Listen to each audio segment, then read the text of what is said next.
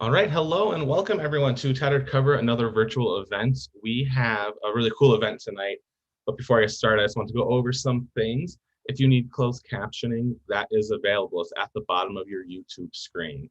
It's a button that says CC. You can just go ahead and click it, and then you'll get closed captioning.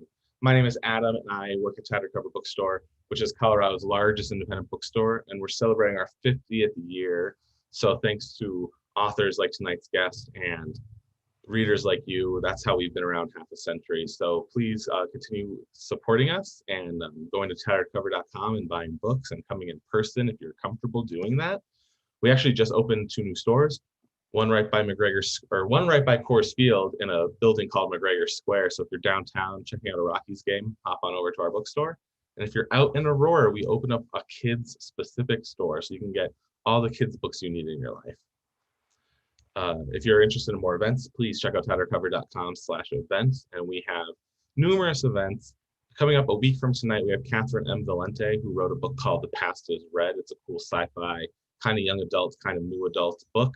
So check out tatteredcover.com for more info. Tonight, I am super excited to introduce the author of Pretty Boys, David Yee, who will be in conversation with Sarah Kim. David is the founder of Very Good Light, a site that is aimed to redefine masculinity and through a beauty lens. Prior to A Very Good Light, David launched the fashion and beauty verticals at Mashable, reported for WWD, and was the fashion editor at the New York Daily News, in addition to writing for many other publications. He has received a GLAAD Award and 2 Webby nominations, and has been named one of the 25 people changing the beauty conversation by Marie Claire. And in conversation tonight is Sarah, who is a huge book lover, local right here to Colorado, and is David's childhood friend. So please give me a virtual welcome for David and Sarah, who will be joining us. Hi, everyone. Thank you so much for having us, Tattered Cover. So excited to be here. Thank you, Sarah. I mean, we've only known each other for like 30 odd years since like we literally came out of the womb, and we're best friends ever since. just a couple months apart, right? A couple months. You're in October and I'm in May. Wait, what's your sign? I'm a Libra sun and Leo rising. Virgo. Oh no, Leo moon, Virgo rising. Virgo, right? Okay, Leo, I see the Leo in you for sure. Thank you. And then when it comes to your Virgo, that's why we get along, because I'm a Taurus and we love Virgos. We love Virgos and we also love Capricorns. Ooh, okay. I actually just learned this about you. I should have known this, but we never talked about signs. That just was not a part of our childhood. I'm a double Scorpio, which means I live for revenge. That's all we. Ooh, fiery, or watery, but also spicy. I like that. Spicy, exactly. But I just wanted to say hello to everyone who is tuning in. I'm so excited to have all of you here. And I just need everyone to go out and get this gorgeous book, Pretty Boys. It is really beautiful, and it has beautiful illustrations. It has step-by-step beauty how-tos, and it just makes you really happy. But in addition to that, pro tip, go get the physical copy and then go and get the audiobook, because David reads it to you. Okay, so I told David this, but I have been waking up to his voice and going to bed listening to his voice as well. It is truly beautiful to hear him read this book and narrate it himself with a couple other people. So pro tip, go get both. You will not regret it. But just to get into this, David, when you said you were writing a book, this is not what I imagined. This is so much cooler than anything that I could have even conjured up, right? And I actually cried the first few pages. So, yeah. Okay, so we have this running joke that you can be featured in the New York Times, you can be featured in Marie Claire, Elle, any huge publication, but it will not be as exciting for your Korean parents unless it is featured in a local Korean newspaper, right? That is like our running joke, and it has been for... It has been for years. But then I got to the dedication that is written in our native Korean language. 사랑하는 부모님께, to my loving parents, my dear parents. And I just started to cry because I get it now. There's something powerful about seeing it written in your own language. Yes. And so I think I get it. And so, can you tell us why you dedicated this to your parents and what it meant to them when they saw the dedication? That's such a great question. And thank you again, Sarah, for doing this. I mean, I would want no one else to do this for Tattered Cover. It was so special and meaningful for me and powerful, like you said, to write in Korean only for my parents and other Korean speakers. And I remember my parents were like, well, what if people can't understand this? And I'm like, that's not the point. This is for you and Korean folks to understand and know. And it was so powerful and impactful and very direct because people were like, you want to translate it? And I was like, no, because it's in Korean. It's for Korean speakers and we don't have to translate everything. And I think it was just a very important part of this book to dedicate to my parents. Since, we are products of immigration and we are proudly Korean American.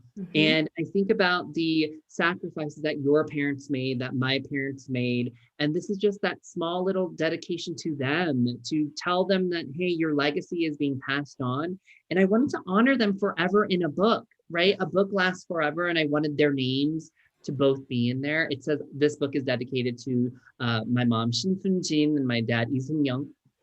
And that was just so powerful because I remember, and not to get too long-winded, but my dad, he once turned to me and he was like, you're a writer, you have your name everywhere, but what will my legacy be? Oh. And I was like, Dad, you just watch. One day you will also be a part of this book and your legacy will forever be honored too. And I want everyone to remember your name and your name to be honored in this book as well.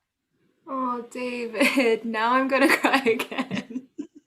That's so beautiful, and it makes this so much more beautiful. I'm sure that they're both incredibly proud, and I love that you're making sure that his name also leaves a legacy. Yes. Yeah, proud child of immigrants. Proud. We're so proud. And the thing is, we as Korean Americans who grew up in Colorado, we've always felt displaced, too American for Korea, too Korean for America.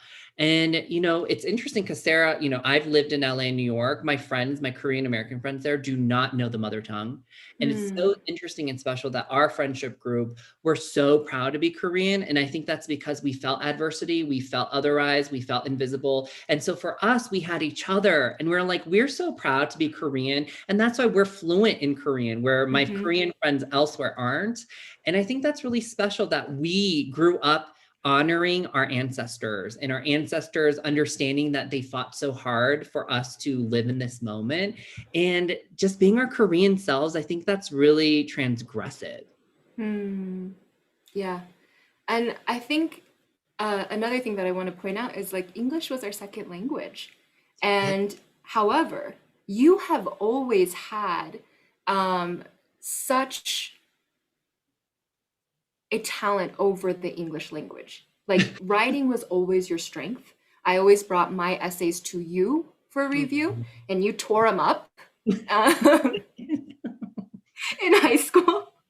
And so you always had this like special talent with words.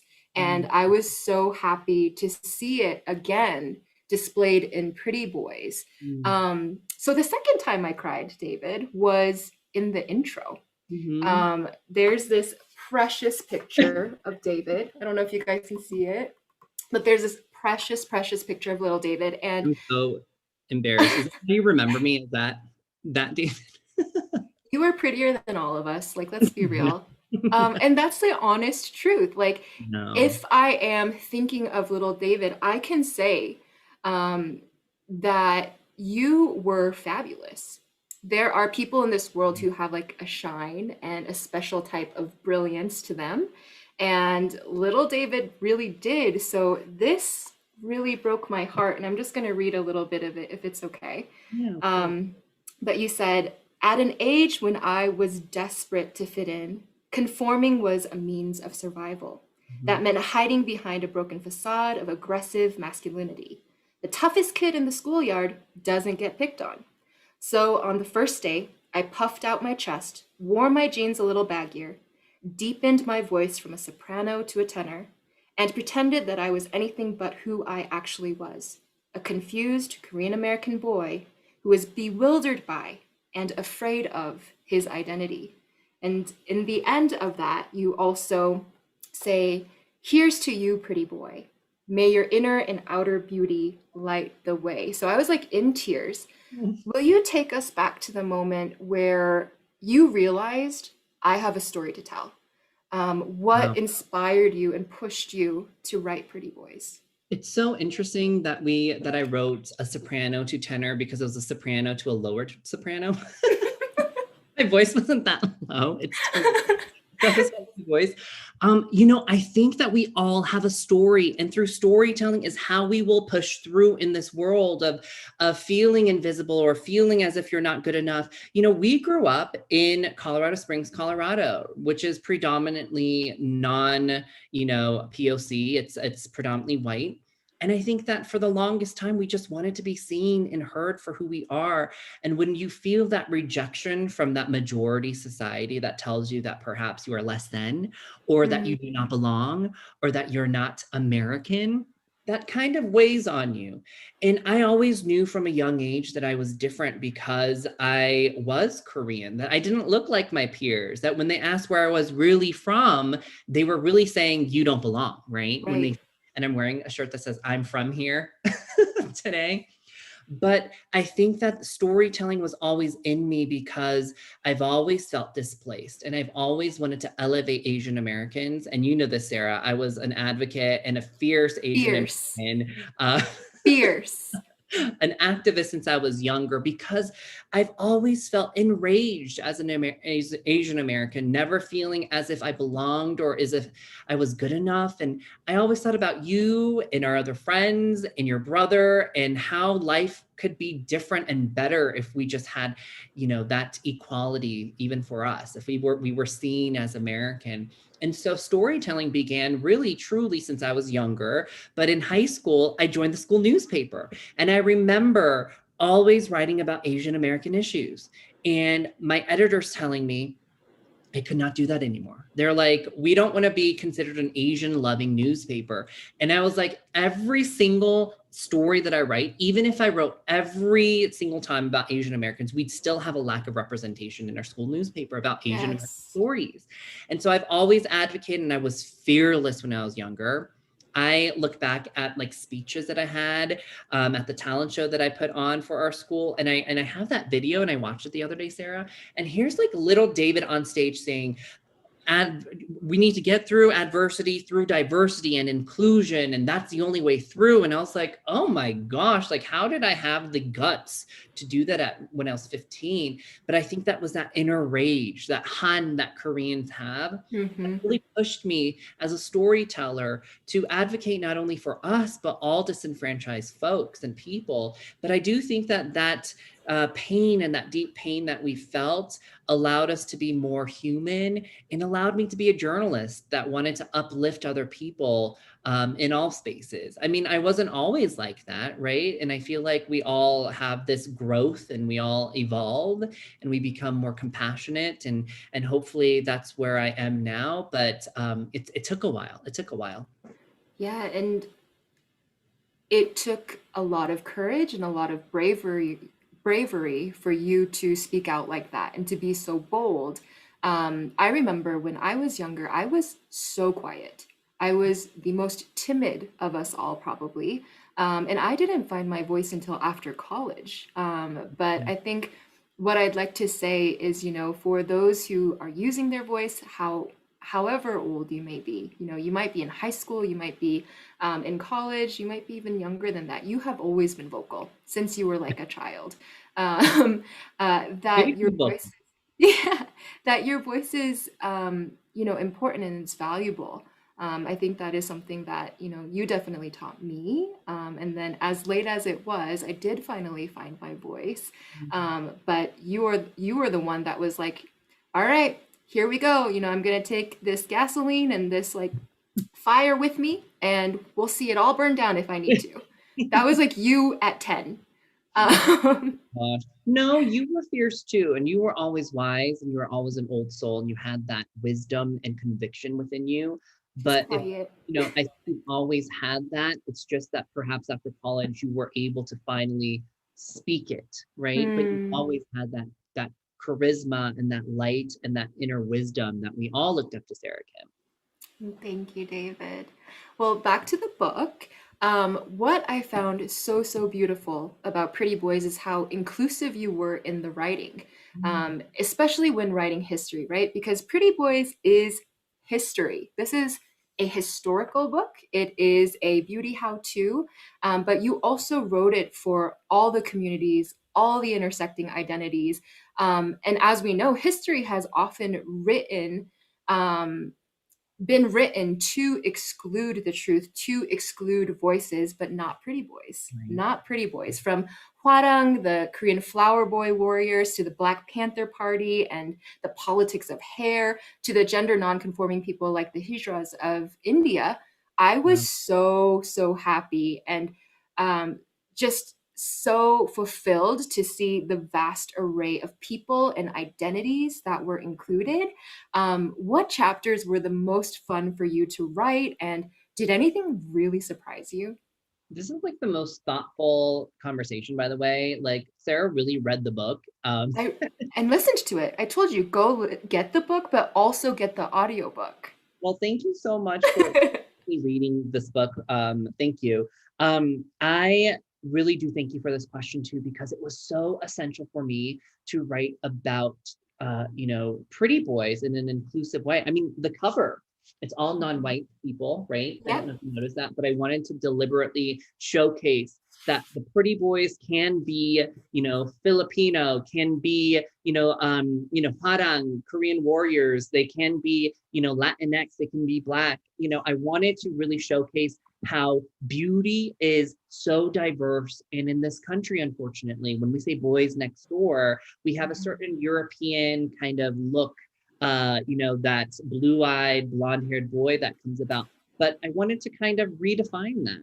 And it was so essential for me to find stories throughout the world and different communities that really celebrated beauty from all spectrums. And that's just Mm, what it's about. And I think that you're right when it comes to history. Historians want to claim history for a specific audience, and they want to showcase historic figures in a specific way. I remember, going back to Alexander the Great. I emailed several experts, like the foremost experts of Alexander the Great, but they were so afraid to even admit that maybe he was pansexual or that he liked fragrances or he was a pretty boy, and they would shut me down. mm. And I was like, Oh, why? wow. They're shutting me down. Oh, because they're afraid that if he's exposed in a certain masculine way, that perhaps he'll be seen as less than. But Pretty Mm, Boys, my intention for this was to show that pretty is pretty powerful. These people were so confident in themselves that they were able to show who they were on the outside. And that's when the world started to change from the hijras that you mentioned, which were and are gender nonconforming folks in India, to the Hwarang who use makeup as a spiritual practice, to the pharaohs who believed that eyes were were godly, and like Sarah's wearing her eyeliner, pharaohs also wore eyeliner, and it was because they were so confident in themselves and they believed in themselves so much that they were ready for the world to see them as well. And that's when the world changes, in my opinion, not from putting on makeup, not from having to subscribe to beauty standards. It's all about confidence. And it's all about just authenticity and being who you want to be. And I hope that that really translates, that beauty is in the eye of the beholder, and you are that beholder. I am that beholder, and we're all defining our beauty in 2021, just as these pretty boys have done throughout history. wow. I love that so much. Yeah, it it did not like go over my head. I was like, this is so inclusive.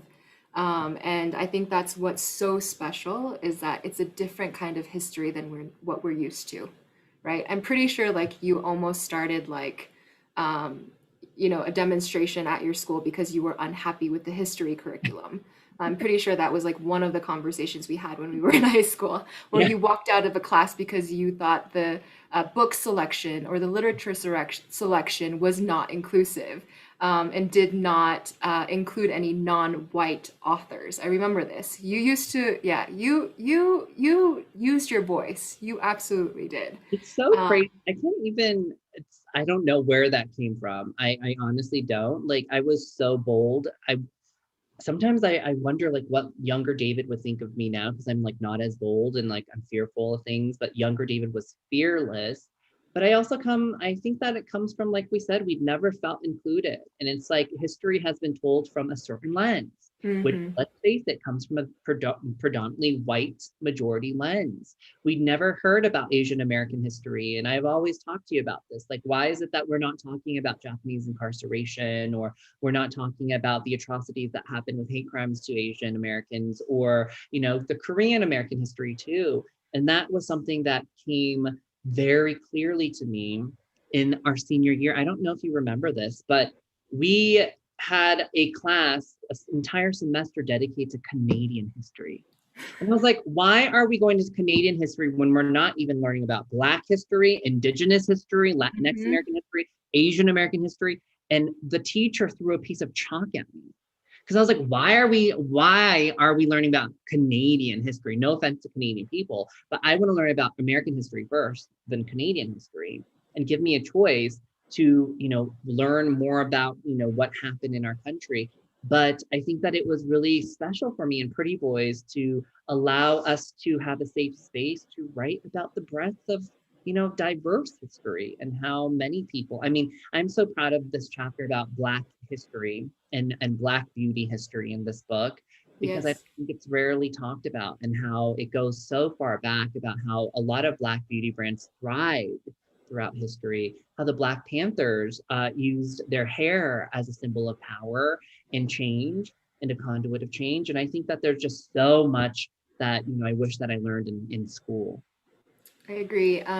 As someone who works in academia, you know that I have a really big problem with Yeah. what is being taught in the Right. curriculum. But one of the things that I text you immediately when I started reading the book was I could see this as a Netflix series. Like, Netflix, call David, because this would be such a good series. But also, I was thinking in the context of academia, this would be an incredible semester long course. It could be called The History Through Beauty, History by Pretty Boys, and it would be an inclusive history, right? It would be a course about race, it'd be a course about uh, gender, it would be a course about everything through Wow. beauty. And I think that would be really fun. If y'all are watching in the audience, don't steal that. You have to talk to David. But I Or just if thought that you use the book. it would be such a good, I think it would be one of the most popular courses on a college campus. Right. But I did want to ask, like, this was a labor of love. What was the writing process like? There's Oh so my much gosh, research. Sarah, honestly, it was crazy because I wrote the book in 2020 during the pandemic, and I Oh, had 6 months to write it. I started in November 2019, but honestly, and I know this might sound cheesy, but this book saved my life, because during the pandemic, we were quarantined and we're stuck at home. But through this book and the research, and also through writing it, it allowed me to escape. It allowed me to mm, transcend time and space, and I was able to travel and meet the Harang, or to meet the pharaohs, or to meet, these different tribes in South America.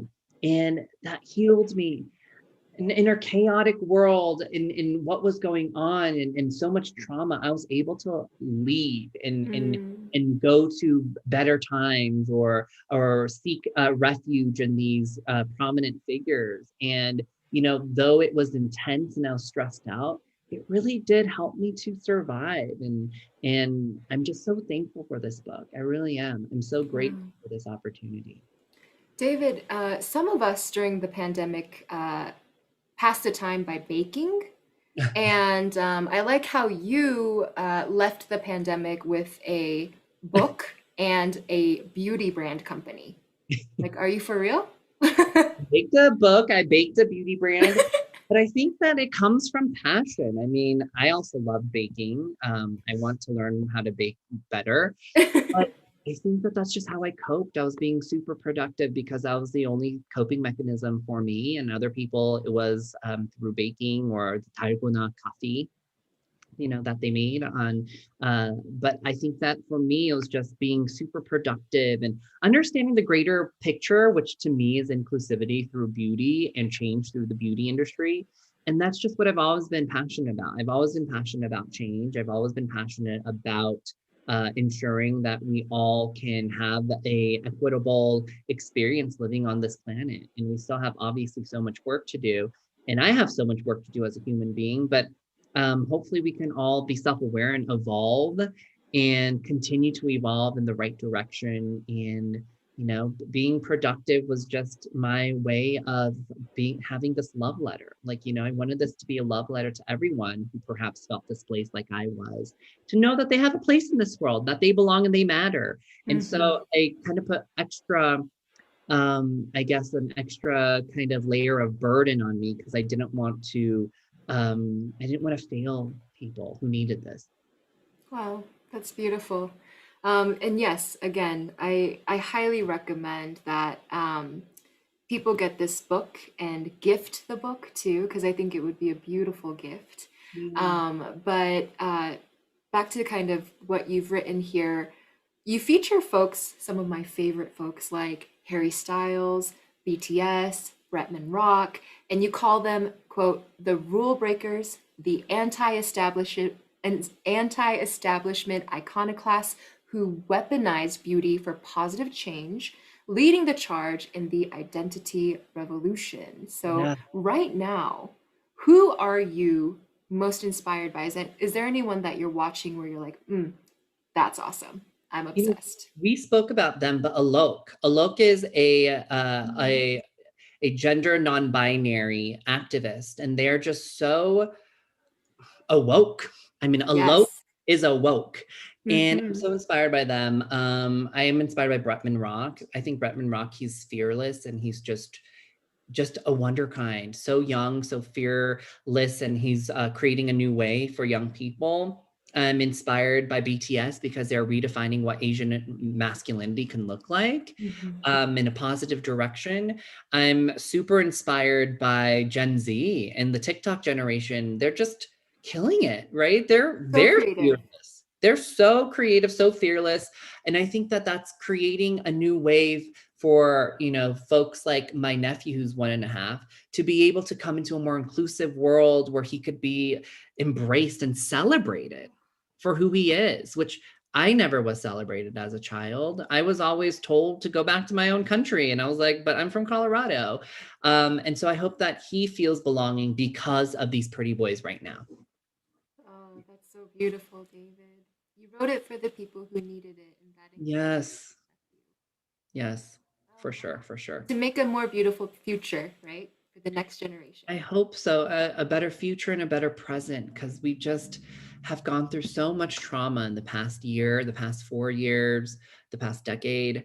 I hope that we can just make a more beautiful future for people. People now. We can start building and reimagining what that future can look like.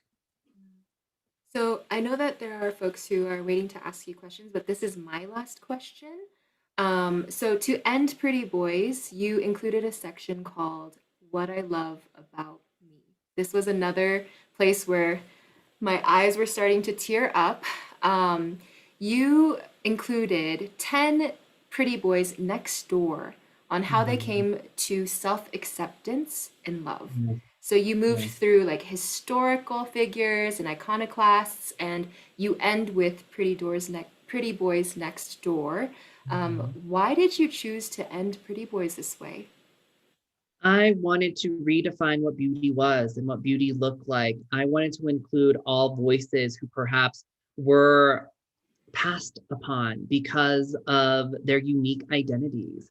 Like I Mm, said, I wanted to redefine what Pretty Boys Next Door meant, and that meant seeing people and really trying to uplift different people who traditionally perhaps never had a platform. So we have, gender non-binary folks. We have a trans teen in New York City. We have a Nigerian refugee who fled Nigeria because he came out as gay. We have, a non-binary witch, a Latinx witch. And I think that there's just so many people that we have yet to really uplift. But I wanted to think outside the box. We have a Sikh British person. We have a Muslim American man. I just want it to be diverse and to think outside the box. We have a disabled Latinx person as well, and they're beautiful. They are powerful, and I wanted the world to also honor them, and in that section. Well, yeah, it was beautiful. It was a beautiful and very touching way to end the book. And so at this time, I would love to thank all of the folks who have tuned in, and we are going to turn to your audience questions. So Okay. this question, David, is from Kelly. Kelly, thank you so much for asking this really important question. Do you remember any AAPI history taught in school at all? If so, what was actually taught to you? I had to learn my own API in my own curriculum. I had to Google things by myself about what the Chinese Exclusion Act was, what Yellow Peril was about, the mass lynchings of Chinese immigrants in Northern California, the mass lynchings and killings of Sikh Americans. I never learned that in school. I learned that by myself, right? Mhm. And so I always wrote about these issues, and I always kind of wanted everyone else to hear. No one listened though. No one listened. I was talking about the LA riots. I was talking about, how Asian Americans were still have hate crimes and have always had hate crimes, but no one has paid attention. No one wanted to pay attention. I think that the only thing I learned about AAPI history was World War II and then Japanese incarceration. But anywho, it was like There's a not even, paragraph. it wasn't even a paragraph. It was like a sentence. And I was like, why is it that we're not learning about this? I remember so distinctly, Abercrombie and Fitch was very popular at school. Mhm. And they had a racist shirt that had two Wongs will make it white. Yes, Two I remember. Chinese coolies who were, had laundry, and it was so offensive. I wrote about it for a newspaper, and it created a stir at school because people thought that I was criticizing Abercrombie and Fitch. I never wore Abercrombie and Fitch, Sarah. Remember, I was like so against it because I was racist. And I did judge people who wore Abercrombie and Fitch. But I remember writing that story and how offensive it was. And I had to kind of tell history, and I had to educate other people. So, to be succinct, Kelly, I do remember learning about AAPI history, but it was only one sentence in our textbook in my sophomore year of high school. Awesome. Thank you, David. And thank you, Kelly, for that question. This next question is from Alexa. Could you speak more about the people who inspired you, pushed you in positive or negative ways to become who you are now? Yes, I would say that people who inspired me were Asian American heroes like Suchin Pak, who was the first ever Korean American, Asian American on network television, on MTV News. And I was like, I want to be a journalist because of Suchin Pak. And later I went to become a journalist, and Suchin Pak is now, a mentor of mine, friend. I would say my childhood friends, like Sarah, we were always together. We always planned a better future. We were always there. You came to my talent show. I came to your talent show. Sarah's also a singer, where you sang Whitney Houston, on stage. And we were fearless, right? We didn't need friends in high school like other kids. We didn't need to be popular because we were like, why do we need to be popular? We're just gonna be ourselves. And I think that's very rare to be that self-aware as children, Sarah. But I'm really proud that we were able to just be who we want to be, and we didn't care about fitting in. Super rare now that I talk to my peers. Everyone just wanted to conform. And I'm like, I never wanted to conform. I was always who I was. You're always so bold. And I really do, I am inspired by, my parents and their work ethic as Asian Americans and as Korean immigrants who were told that they don't belong and face xenophobia and racism. And, I imagine my dad, working at a factory when he first came over and all of his non-Korean, non-Asian peers taunting him for who he is. And this proud Mm, man not understanding why people are making fun of him because he never felt that back in the homeland. And I can just picture my dad and picture him feeling so proud of who he is and that melting into a puddle because of what other people said to him, but never complaining or never being able to voice that to his family because he had to be strong.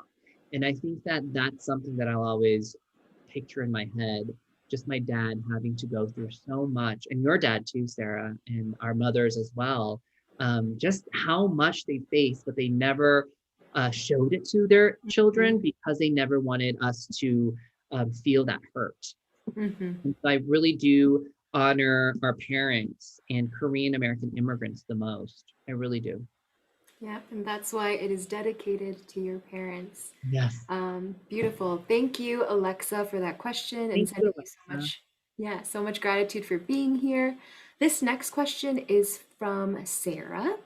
Can you talk about how this book came to be? Did you pitch it or did an editor find you? I'd love to hear more about how Pretty Boys came to be. Sarah, that's such a good question. Oh my gosh. So I believe in manifestation, and I really believe that the universe brings things to you. And so when it comes to Pretty Boys, an editor named Jenny Shu from Houghton Mifflin Harcourt, one day in 2019, in February, she emailed me out of the blue. And she was like, "Hey, David, I've been following your work for some time.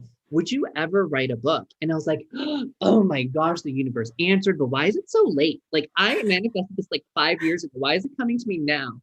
I literally remember manifesting. I need someone to email me, tell me Mhm. how to do this because I know nothing about the publishing industry. It feels like there's so many gatekeepers. I don't know about agents. And so she emailed me. I immediately emailed her back and I was like laughing. I was like, this is so funny that the universe brought me. And she called me and she was like, "Hey, David, would you ever write a book?" And I was like, "Yes. My book is called Pretty Boys and it's about the history of men, makeup, and masculinity." And she was like, "I love it. Do you have an agent?" And I was like, "An agent? Of course I don't." I was like, "I don't know what that is." And so I found agents, and it was a good sign that we already had an editor who was interested. And so I eventually got 5 offers for representation. I eventually went with Folio Literary and Aisha Pandy Literary. I have 2 agents. They're amazing. But from there, we created a proposal, which is like a business plan. That took so long. I mean, my agent said I did it in lightning speed, but I'm a journalist. And so we write an article and we publish it the same day. And I'm not used to writing something, waiting 2 weeks, revising it, waiting 2 weeks. And so it was about 4 to 5 months finishing my proposal, which I guess it takes a year and a half to finish a proposal. But since I'm super just insane, I wanted to get it out. But the process was I then finished my proposal, and around, I would say, September of 2019, we went out to different houses and I eventually went into an auction. So we had multiple houses from Penguin to Macmillan to Houghton Mifflin Harcourt bidding on this book. And we eventually went to Jenny Shu, full circle, at Houghton Mifflin Harcourt, which is now HarperCollins. Wow. I know nothing about this world, so that was really interesting to hear about agents and publishing and wow. Yeah, Thank you so much for that question, Sarah. I feel like I learned a lot through your question. thank you. This this question is from Stacy. Do either of you have advice in terms of finding or making a community as an Asian, Korean American with other Asians and Koreans, especially in a place like Colorado? Sarah, since you have lived here longer than I have, I left Colorado when I was 18, went to LA. Then I was a fashion editor in New York for 10 years. And then I came back from during the pandemic to write my book. And so I'm kind of rediscovering that myself. And I would love to hear from you, Sarah, where you find an Asian American community in Denver and or in Colorado at large. Yeah, that's such a great question. And this is something that, you know, in the pandemic was really tough. And so I actually found uh, a community, non like childhood friends, um, during the Black Lives Matter protests. Mm.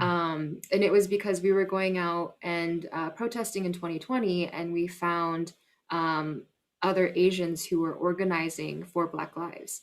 And so it's really interesting. That's kind of how I found another set of friends. But I think the pandemic made it really difficult. And then, of course, the Colorado winter. And so, Uh, Stacey, I would say that if you're kind of basing everything off of 2020, 2020 was just a rough year. uh, And I swear that there's community here. I have been connected by friends with the Cosmos, with Slanted is another one. But I okay. think, yeah, just like putting on like events to hang out with friends. And now that folks are vaccinated, the Delta variant is kind of like giving me some like scares again, but in a little bit of anxiety again, even as a vaccinated person. But I do feel like there are opportunities um, to hang out and create community again. And 2020 was just tough. So I invite you to come and hang out with me. And we can go Yeah. hiking or something. Or my favorite thing is just to go eat. So Yeah.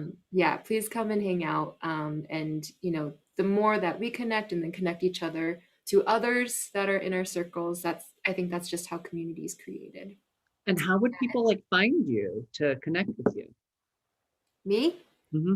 I feel like you're setting me up to like share. People can find me at Sarah Song Kim on Instagram.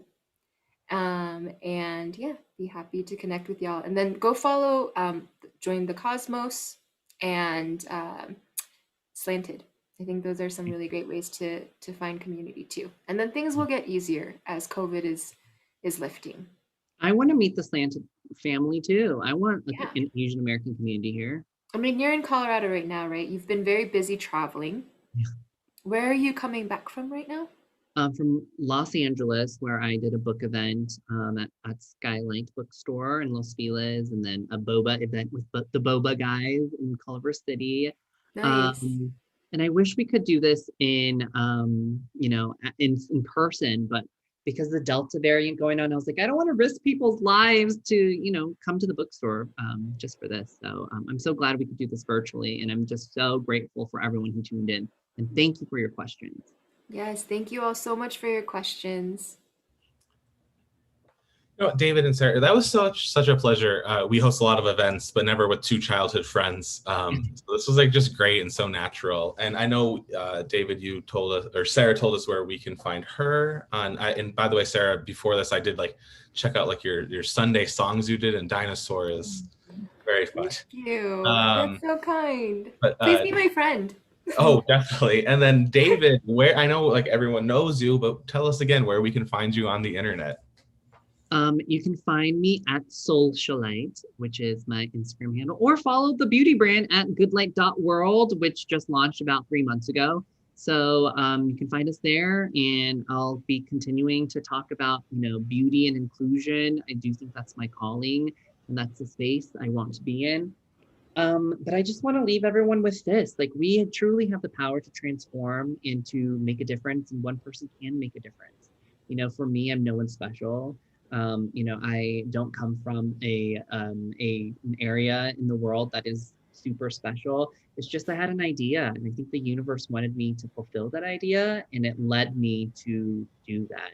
And so never doubt yourself. And if you do, just know that the universe has your back and will unfold as it should. What will be yours will be yours. So don't worry. Destiny is real. Definitely.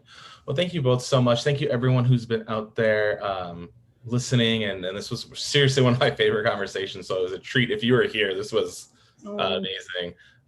Check out tatteredcover.com. Maybe we can convince David, and I haven't even talked to him, but maybe he'll pop into one of the stores masked up to sign some books without meeting fans. We'll talk off camera. Yes. Wrap up. I should have said that not on camera. But everyone, thank you so much. Thank you, David and Sarah, so much. Thank you all so much. I love Tattered Cover.